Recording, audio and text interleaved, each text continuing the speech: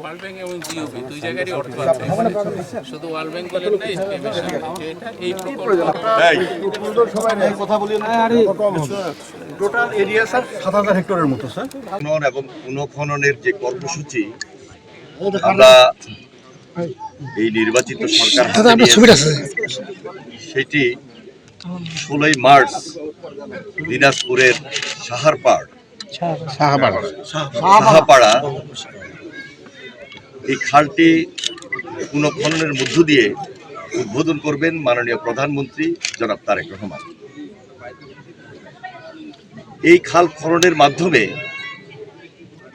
জনগুরুত্বপূর্ণ এবং জনদাবি অনুযায়ী আমরা এই কর্মসূচিটা যখন শেষ করব, আমাদের এই এলাকার সাধারণ মানুষ সুবিধা পাবেন, উপকার পাবেন।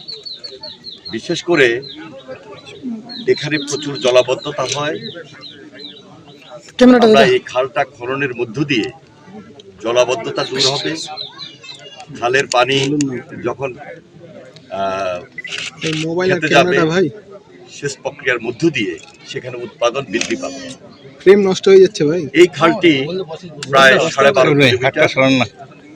আমরা পানি সম্পদ মন্ত্রণালয়ের উদ্যোগে এই দায়িত্বটুকু নিয়ে এসেছি।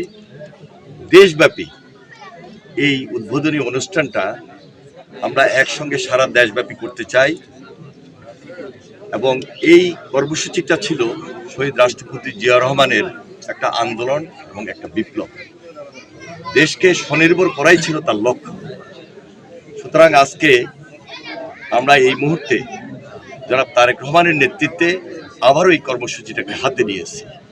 আপনারা জানেন যে দীর্ঘদিন খাল খনন বা পুনঃখনন প্রক্রিয়া বন্ধ ছিল, বাধাগ্রস্ত ছিল এবং অনেক খাল অথবা অনেক নদী অনেক জায়গায় সেখানে আপনার পলি জমিয়েছিল, অনেক জায়গায় দোকানপাট বাড়িঘর সেখানে একদম খালের মাঝখানে গড়ে উঠেছিল।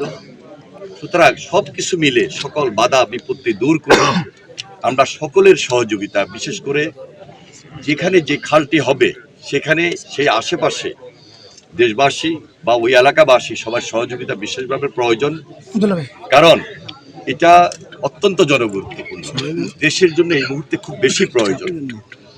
আমরা যদি খাল খনন প্রক্রিয়ার মাধ্যমে এই কাজটুকু সমাপ্ত করতে পারি, সমাধান করতে পারি এবং শহীদ রাষ্ট্রপতি জিয়া রহমান দেশনেত্রী বেগম কাজ আমরা সমাপ্ত করতে পারি, আমরা দেশবাসী উপকৃত হব।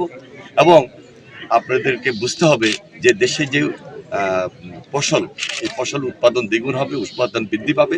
এই জন্য সবার সহযোগিতা বিশেষভাবে প্রয়োজন। এই জন্য আমরা এই কর্মসূচি নতুনভাবে হাতে নিয়েছি, সেই জন্য সবার সহযোগিতা।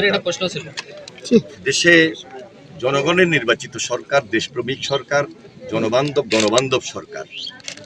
আমরা সম্পূর্ণভাবে দায়িত্বশীলতার সহিত অতীতে যে ধরনের দুর্নীতি হয়েছিল, মেগা দুর্নীতি হয়েছিল, সবকিছু বিবেচনা রেখে, মাথায় রেখে আমরা যে কাজটুকু করব সেটা আমরা সবসময় নিবিড় পর্যবেক্ষণে রাখবো। কোনোভাবেই যেন দুর্নীতি এখানে আশ্রয় বা প্রশ্রয় না পায়, সেই দিকে আমাদের বিশেষ নজর থাকবে। সম্পূর্ণভাবে জনস্বার্থে আমরা এই কাজগুলো করব, সেখানে আমাদের স্বচ্ছতা আমরা নিশ্চিত করব দায়িত্বশীলতার সহিত।